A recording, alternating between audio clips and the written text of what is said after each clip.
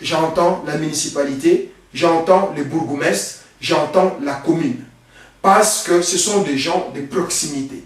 Ce sont des gens qui connaissent mieux la réalité. Ce sont des gens qui vivent la situation au quotidien. Ce sont les gens qui sont en contact direct avec le peuple. Et une fois ces gens ont réellement les pouvoirs, ils seront à mesure d'exécuter, d'appliquer les décisions, les directives venant du gouvernement central. Voici la raison pour laquelle je me dis qu'il faut renforcer les pouvoirs au niveau local.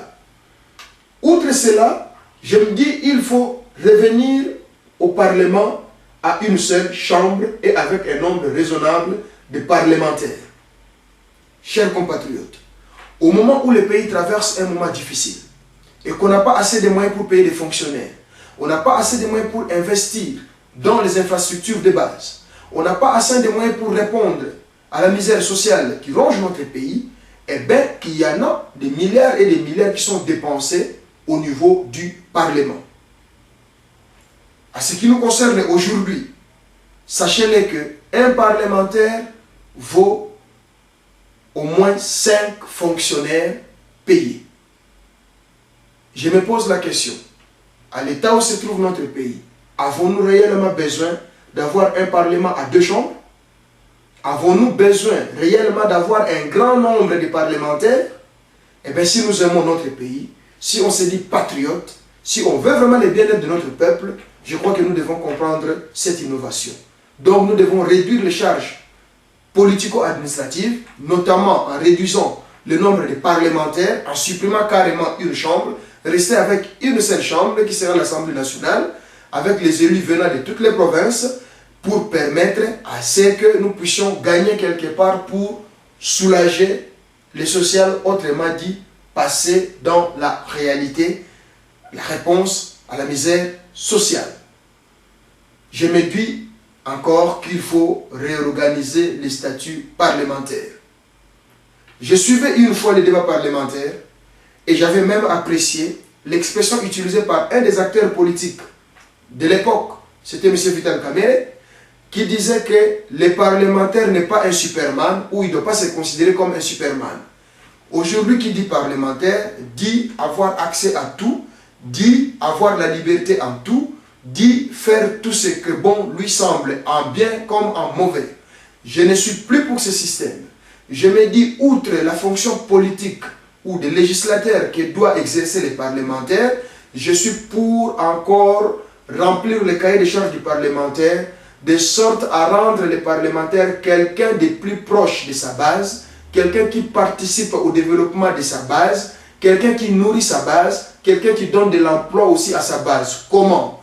Je me dis, je m'engage, si c'est que vous me ferez confiance, à octroyer ou à donner des territoires, des hectares de terre aux parlementaires qui seront élus, pour que ces parlementaires cultivent. À 50%, ils sont au Parlement, à 50%, ils vont financer l'activité agricole dans les circonscriptions de base pour permettre à ce que leur base puisse manger, pour permettre à ce que leur base ait de l'emploi, pour permettre à ce que les parlementaires soient au contact permanent de sa base. Et qu'au moment des vacances parlementaires, qu'on ne trouve pas tous les parlementaires aller en Europe, sortir du pays, mais que ce soit un moment qui permette aux parlementaires de rentrer à la base, de se rendre compte de la réalité. Voilà, chers compatriotes, comment est-ce que je compte, moi, réformer l'État, l'exercice du pouvoir au sein de notre pays. Ça, c'est ma façon de voir pour réorganiser l'État. Je sais que j'ai manqué à beaucoup de choses. Je sais que vous aurez plus d'idées que moi. Eh bien, je suis ouvert.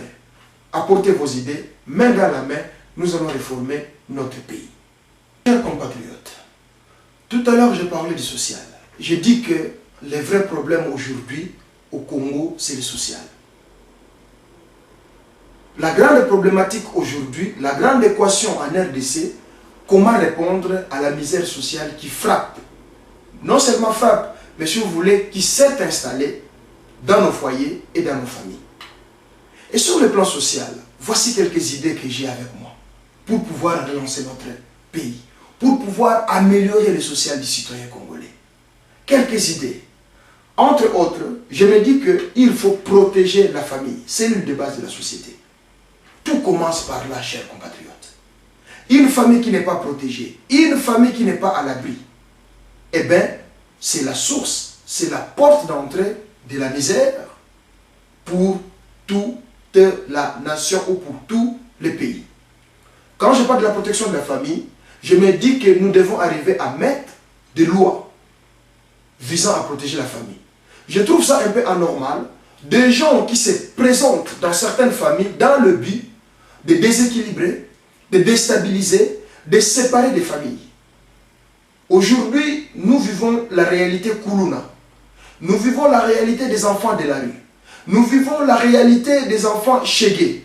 Eh bien, tout cela, c'est parce qu'il n'y a jamais eu une politique familiale au sein ou dans notre pays. Moi, j'en propose une.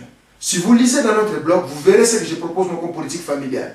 Et c'est de là où je me dis que la famille, cellule de base de la société, doit être protégée. Outre la protection dont je parle de la politique familiale, je me dis qu'il faut veiller au pouvoir d'achat des citoyens par le suivi et le contrôle de conventions ou contrats de travail sur les salaires de base et avantages sociaux. Eh bien, cela touche le social. Tout à l'heure, quand je parlais du chapitre économique, je vous ai parlé que je ne voudrais plus voir dans notre pays le travail sans qu'il y ait un contrat, sans qu'il y ait une attente, sans qu'il y ait quelque chose de preuve qui pourra couvrir tant l'employeur que l'employé. Et je souhaiterais de tout mon cœur, c'est vraiment mon vœu, que dans ce contrat de travail qui sera fait, qu'il y ait une clause qui définisse aussi la répartition ou la prise en charge ou l'allègement des charges sociales de ceux-là qui travaillent par leur patron. Je dis que je n'impose rien, mais je souhaiterais avoir cette clause. Pourquoi je n'impose rien et pourquoi je voudrais avoir cette clause dans les contrats de travail?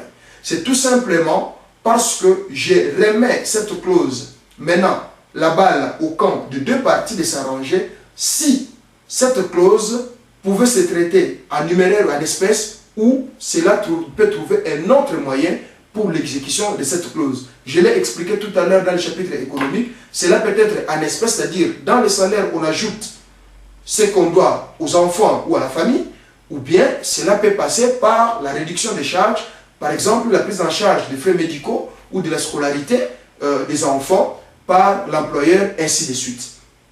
Toujours dans le domaine social, je parlais bien sûr de veiller au pouvoir d'achat parce que je me dis, une fois ces charges sont réduites, le peu que les travailleurs peuvent toucher, ça lui permettra de répondre à certains besoins vitaux pour la famille. Outre ces tirets, je propose encore, ou je suis pour favoriser les systèmes des avantages sociaux au lieu et place des augmentations régulières des salaires. Ça se suit, hein? Ça se comprend. J'ai une crainte. Je me dis que plus de masse monétaire sur le marché, attention à l'inflation, attention à la dévalorisation de notre monnaie. D'où, pour permettre aussi aux entreprises ou aux entrepreneurs de respirer, au lieu à chaque fois qu'ils sortent l'argent, moi je suis pour des avantages sociaux. Comme j'ai dit par exemple la prise en charge des soins médicaux, de rentrée scolaire, ainsi de suite dans ce sens-là, voire pourquoi pas les logements même. Ce sont des avantages sociaux qu'on peut accorder à un travailleur et cela lui permettra d'avoir une vie meilleure. Et de l'autre côté, cela ne se fera pas sentir d'une manière directe ou très forte aussi du côté de l'entrepreneur.